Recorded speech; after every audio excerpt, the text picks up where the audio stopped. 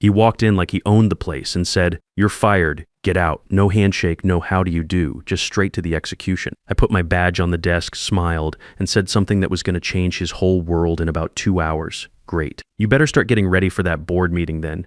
You think this is just some regular office firing? Man, you're about to see the biggest screw-up in corporate history. Name's David Hayes. I'm 49, did 8 years in the Navy, and until about 30 seconds ago, I was the chief operating officer here at American Logistics Systems. Been sitting in this corner office on the 28th floor for 15 years now, looking out at where the three rivers meet in Pittsburgh.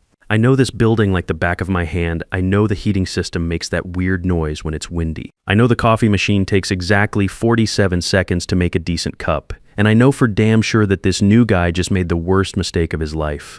Preston Walsh didn't even knock, just walked right in like he was some kind of king. New CEO, brought in from some fancy consulting firm up in Boston. Guy's got a reputation for shaking things up and one of those smiles that never reaches his eyes. Been in the building all of 4 hours. He stops right in front of my desk, doesn't sit down, doesn't offer to shake hands, just stands there like he's about to give orders to the troops. "Hayes," he says, way too loud for my quiet office. "You're terminated, effective immediately." Dead silence. I don't blink, don't gasp, don't ask him what the hell he's thinking. I just put my hands on the desk, the same oak desk I picked out 10 years ago when we finally started making real money. Restructuring, he says like he's proud of the word, taking this company in a new direction. Leaner, more agile, security's waiting outside. Leave your badge and laptop. This guy's waiting for me to lose it. I can see it in his eyes. He wants the drama, wants me to beg about my pension, ask about my team, cry about all the work I've been doing. He wants to crush some rebellion so he can feel like the big shot he thinks he is. I stand up, smooth out my jacket, reach in my pocket and pull out my ID badge. Set it down nice and gentle on the leather desk pad. Makes a little clicking sound. "Great," I say, picking up my briefcase. Look him right in the eye until he has to look away. Then you should probably start preparing for the board meeting. His face changes. The smooth act cracks just a little. "What board meeting?" "The one in 2 hours," I tell him, don't wait for an answer. Walk right past him, catch a whiff of his expensive cologne. Smells like money and desperation. 2 security guards are standing in the hallway. I know both these guys.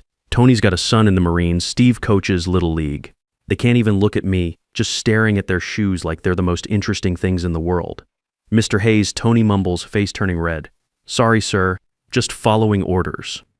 "No problem, Tony. Let's get this done." Walking to the elevator feels like a parade. This place is all glass walls and open spaces, nowhere to hide. Soon as we start walking, everybody stops what they're doing. I can feel all those eyes on me.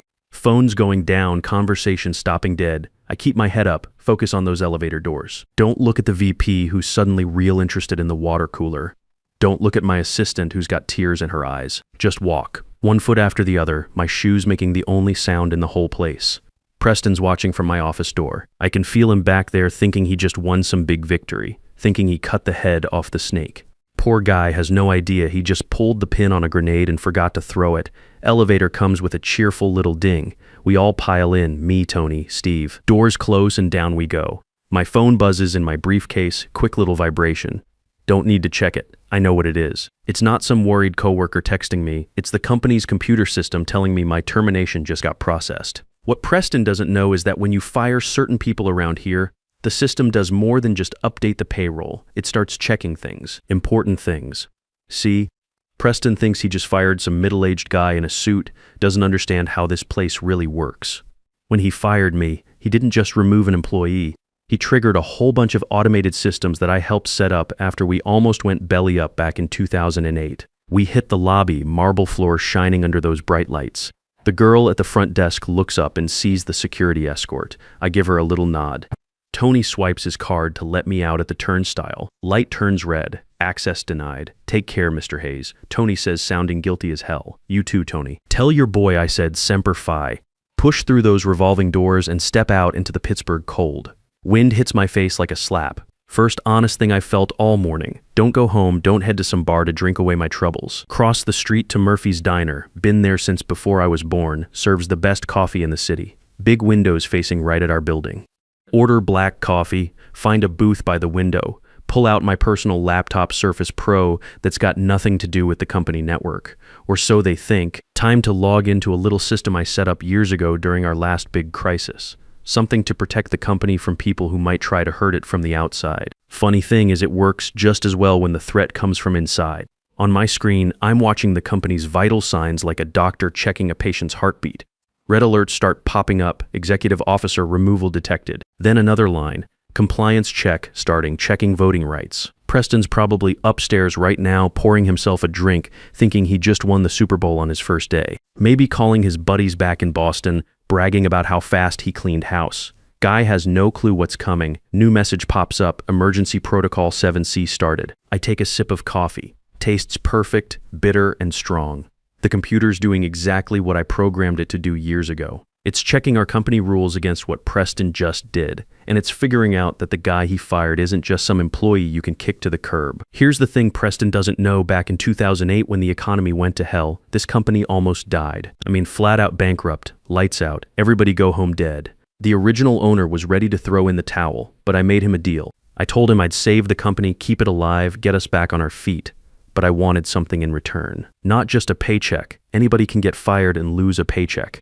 I wanted equity, real equity, the kind that gives you a vote. Over the next few years, every time I saved this place from disaster, and trust me, there were plenty, I took my payment in voting shares. By the time we went public, I owned 51% of the voting rights, not the economic value, mind you, the vote, the power to decide what happens to this company. Preston thought he was firing an employee. What he actually did was try to fire the owner. My phone rings. Charlie Manning, our CFO. Guy's probably sweating bullets right now. David, his voice sounds like he just saw a ghost. Please tell me this is some kind of computer glitch. Please tell me Preston didn't actually try to fire you. He did, I say, keeping it simple. Walked right in, told me I was done, had security walk me out. Sound of something heavy hitting a desk comes through the phone. That idiot. That complete and total idiot. David, does he have any idea who you are? I tried to brief him yesterday. Charlie keeps going, voice getting higher, tried to show him the ownership structure, but he brushed me off. Said he wanted to focus on the future, not old paperwork. Called our shareholder agreement old paperwork. Well, I say, that old paperwork's about to bite him in the ass. You know the rules better than anybody since you helped write them, Charlie says. He can't just fire a protected officer. Any officer with more than 5% voting power needs board approval. Without that approval, what he just did is null and void. It's worse than that. By trying to fire me without following the rules, Preston just violated his own employment contract. The computer system has already figured this out and suspended his authority. Right about now, he's probably trying to send emails and getting error messages. Where are you? Charlie asks. Murphy's Diner, across the street. Stay put, don't go anywhere. The board's meeting. Patricia's calling from New York. She wants to know why our new CEO just tried to fire the majority shareholder. I hang up and look back at my laptop. Things are moving fast now. My calendar's going crazy with meeting invites from Preston. Emergency meeting. Preston Walsh. Right now I click decline. 30 seconds later. Urgent discussion. Preston Walsh. Immediately decline again. Poor guy's panicking. He probably tried to finalize my termination and the computer locked him out. Tried to call legal and found out they're already talking to the board. Now he's trying to get me back upstairs so he can fix whatever went wrong. Not happening. By refusing to meet with him, I'm doing something that drives guys like Preston crazy. I'm not giving him a reaction. If I went back up there, he'd try to spin this. Say it was a test, or he was just shaking things up. Try to make some deal. But sitting here in this diner, letting the system do its thing, I'm forcing him to face what he did all by himself. No way to charm his way out of it. Another meeting invite. Board prep emergency. Preston Walsh decline. Clock says 1 hour until the board meeting. All the board members are logging in now, reading documents, trying to figure out what the hell happened. They're looking at Preston's termination order. They're looking at my voting shares. They're putting 2 and 2 together. Black sedan pulls up outside our building. I recognize the license plate. Patricia Lawson's car. Board chairwoman flew in from New York. When Patricia shows up in person, instead of calling in, you know, somebody's about to get destroyed. I finish my coffee and close the laptop. Time to head back inside. When I do, won't need a badge or permission from anybody. I own 51% of this company. I own that building.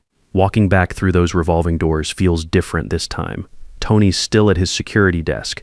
When he sees me coming, his hand moves toward his phone to call upstairs, but then he stops. Something in my face tells him not to bother. I walk straight to the turnstiles like I own the place. Because I do. Tony doesn't ask for my badge, doesn't ask if I have an appointment. Just reaches under his desk and hits the manual override green light. Access granted. Thanks, Tony.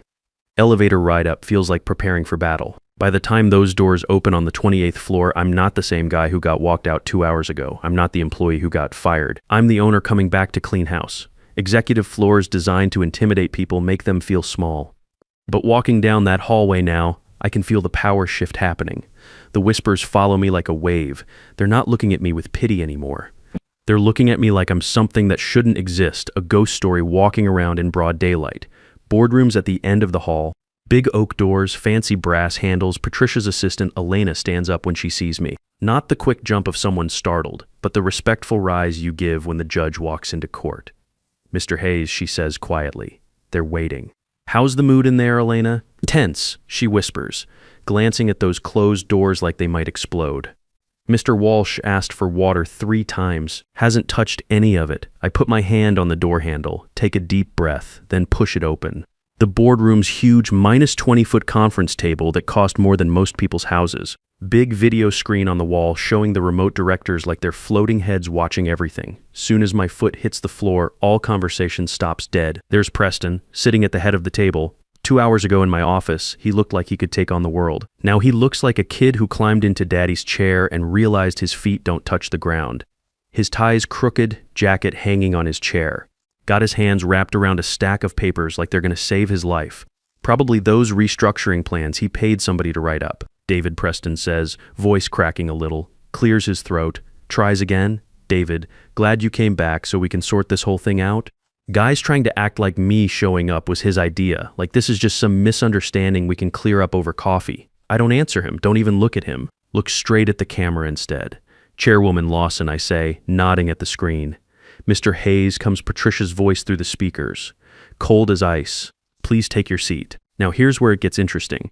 Preston's watching me, turning his body toward the empty chair next to him, the COO spot, my old spot. Guy expects me to fall back in line, sit at his right hand, help him explain this mess to the board. I walk toward the table. Preston's face relaxes just a tiny bit. Thinks he's got me back under control, then I keep walking. Right past that chair. Keep going all the way to the other end of the table, opposite Preston. The seat that's usually reserved for the biggest shareholder. The oversight position, the judgment seat. Preston's eyes go wide. He twists around in his chair, watching me sit down. Finally gets what's happening. The whole power dynamic just flipped upside down. From down here, 20 feet away, Preston looks really small. He's got that big window behind him, but he's not blocking any light. The center of gravity in this room just shifted. It's not at the head of the table where the CEO sits anymore. It's down here where the owner sits. Preston's not running a meeting anymore. He's facing a firing squad. I wait until the silence gets so thick you could cut it with a knife. "Shall we get started?" I ask. Preston just stares at me, mouth hanging open like a fish. Patricia's voice cuts through the speakers. "This emergency meeting of the American Logistics Systems Board is now in session. All voting members present, General Counsel Foster. Please read the triggering event." Rick Foster sits 2 seats down from me. Guy treats words like they're surgical instruments, sharp and precise. He adjusts his glasses, opens his folder. At 8:15 this morning, Rick reads, no emotion in his voice. The governance system logged a termination order against employee ID 847 David Hayes. Order was authorized by Preston Walsh, CEO. No prior notice filed with Compensation Committee. No cause listed beyond generic restructuring code. Preston leans forward. Table creaks under his weight. I object to that phrasing. This was a personnel decision. I was hired to streamline operations. I made a command decision to remove redundancy. Rick stops reading. Doesn't look at Preston. Just waits for him to finish, like he's a noisy air conditioner that interrupted a concert. "Mr. Walsh," Patricia says from the screen, "you're not recognized to speak." "Rick, continue." Preston's jaw tightens. Sinks back in his chair, face turning red. Rick turns the page. Under Article 9, Section 4 of our corporate charter, the COO position is designated as protected when held by someone with more than 5% voting equity. Charter states that termination of a protected officer requires supermajority board vote. Since this vote wasn't sought, governance protocol identified the action as ultra vires, beyond legal authority. Rick looks up over his glasses at Preston. Consequently, per bylaw 7C, CEO executive authority is suspended pending review. Mr. Walsh, until this session concludes, you have no signing power, no firing power. You're essentially a guest in this room. Preston jumps up, can't help himself. This is ridiculous. I'm the CEO. You hired me to fix this place. Told me to be aggressive. Now you're saying I need permission to fire my own subordinate. He points at me. That guy represents everything slowing us down. I did what needed doing, made the hard call. That's what you pay me for. Room goes dead quiet. Preston's breathing hard, thinks he just made some great point. I lean forward, put my elbows on the table. Preston, I say, voice calm as can be, you're confused about what happened this morning. He freezes. First time I've spoken since walking in. You think you fired an employee? Think this is an HR issue. I pause, let it sink in. You didn't fire an employee, Preston. You attempted a hostile takeover. Preston stares at me. What are you talking about? Rick, I say, show him the ownership structure. Want Mr. Walsh to see exactly who he tried to delete from payroll this morning. Rick taps his laptop. Main screen changes to a spreadsheet. Company ownership breakdown. Right there at the top in bold letters. Hayes Family Trust. D. Hayes. Economic interest. 23% minus voting power. 51%. Preston squints at the screen, scanning the numbers. When he sees that 51%, his face goes white. This can't be right, he stammers, pointing at the screen. Due diligence said ownership was spread out. Said no single entity held more than 10%. Which due diligence report was that? I ask. Preston turns to look at Shane Anderson, his VP of strategy. Shane's suddenly real interested in his fingernails, won't make eye contact. I didn't know, Preston whispers. Nobody told me. You're the CEO, Patricia says from the screen. Your job to know. Did you read the shareholder agreement before signing your contract? Preston swallows hard. Legal team said it was standard. I skimmed it. You skimmed it, Patricia repeats, lets those words hang in the air like an accusation. I stand up, walk around the table toward the screen. Before we vote on Preston's future, we need to understand why he was so eager to get rid of me. Rick, pull up that briefing document from this morning. The screen switches to show Shane's PowerPoint. Title reads, Project Acceleration Strategic Restructuring for Rapid Value Realization. Take a look at this, everybody, I say, pointing at the slides. This isn't a restructuring plan. It's a demolition manual. Look at slide 7 minus preparation for liquidity event. Shane, you want to explain to the board what a liquidity event means. Shane's sweating now, shirt collar getting damp. That's just theoretical scenario planning. Charlie, I interrupt. Tell them what your server audit found. Charlie clears his throat. Data room was created 48 hours ago. Shane Anderson got administrator access. Yesterday, 3 guest accounts were created for emails ending in summitacquisition.com. Boom. Room explodes. You gave them our data? Patricia's voice is pure ice through the speakers. Without board approval, without NDAs. That's corporate espionage. Preston's looking at Shane like he just got punched in the gut. You told me this was market research. You said we were just testing the waters. It was, Shane stammers. Just preliminary for what?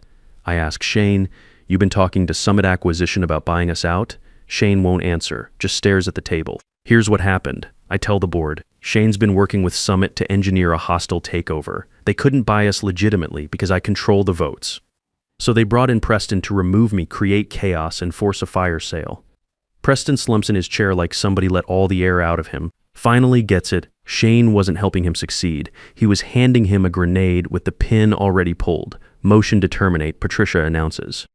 Preston Walsh for gross negligence and breach of fiduciary duty. Shane Anderson for corporate espionage and conspiracy to commit fraud. The votes come fast. Every single board member says yes. Mr. Walsh, Patricia's voice cuts through the room. You're relieved of duty. Surrender your company devices to Mr. Hayes. Security will escort you out.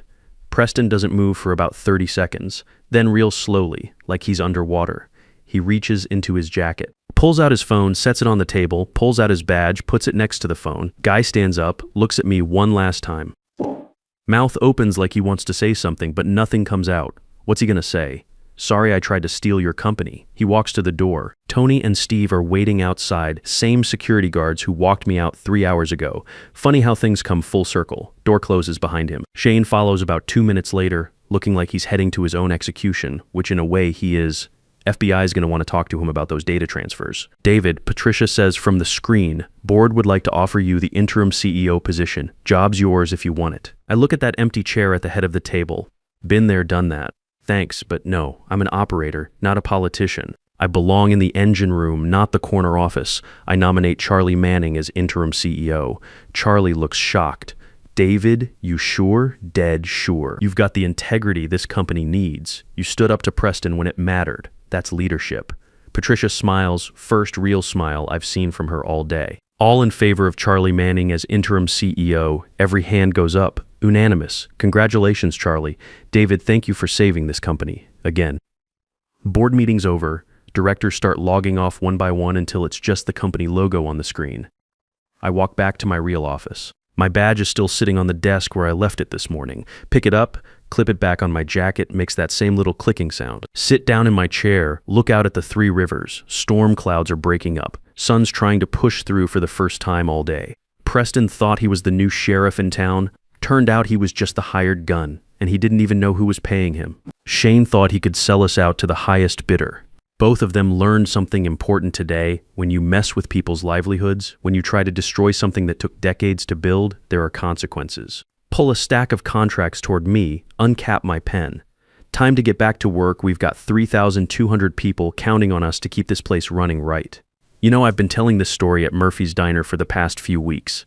Same booth, same black coffee. Guys ask me how I knew Preston would screw up so bad, how I was ready for him.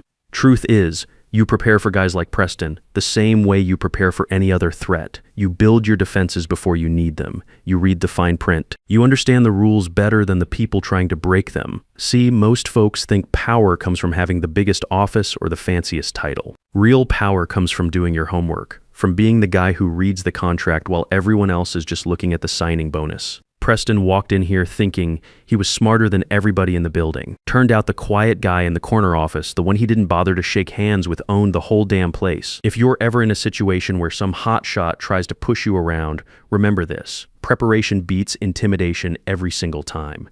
Know your rights. Read the fine print and never ever let anybody make you feel small in a building you helped construct. Because at the end of the day, the loudest guy in the room usually isn't the one calling the shots.